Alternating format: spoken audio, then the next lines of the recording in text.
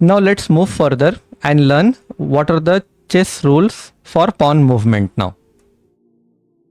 Pawns always move straight forward.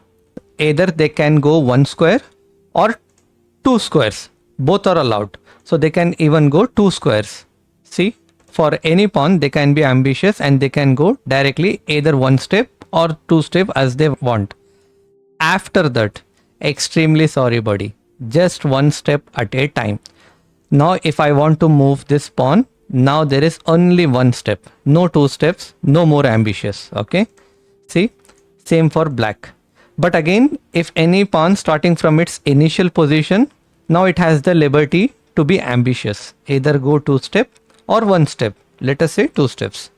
Again, the other from black side also responds with two steps. Now just one step at a time. And always remember this, pawns never move backward. They are really brave. They are the only piece in the chessboard which cannot come back once it is moved forward. A pawn that has another piece directly in front of it, it is blocked and cannot move until the obstruction is removed in front of it. Until then, either of the pawn cannot cross it further. They move straight but capture diagonally. Imagine the pawn has learned how to walk forward, but they can only learn to punch in sideways, either of sides. So the pawn captures diagonally in chess. Now let's say we are playing black. So black pawn is facing three white pawns here in front of it. So tell me which is the right way to capture based on the pawn capturing rule. Have you got it? This is the right way to capture. Pawn can capture only diagonally. You can either capture the b4 pawn or you can capture the d4 pawn. But you cannot directly capture the pawn at c4. They simply stand here without knowing how to kick in front of the pawn.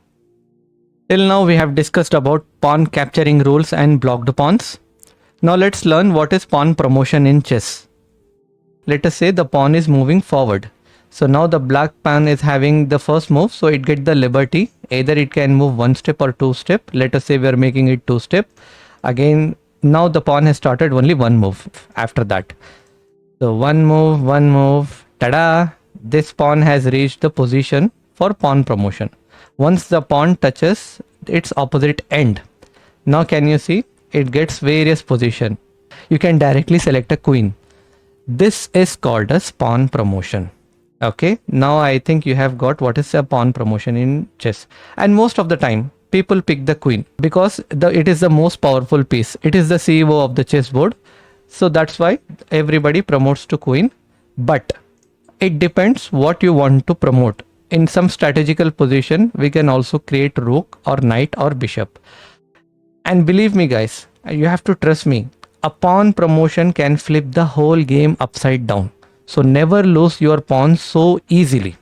Okay. And whoever promotes the pawn first, they can flip the board and they can win the game easily. Now let's learn one of the trickiest rule in chess, en passant. It's a French word which means in passing. Here is how it works.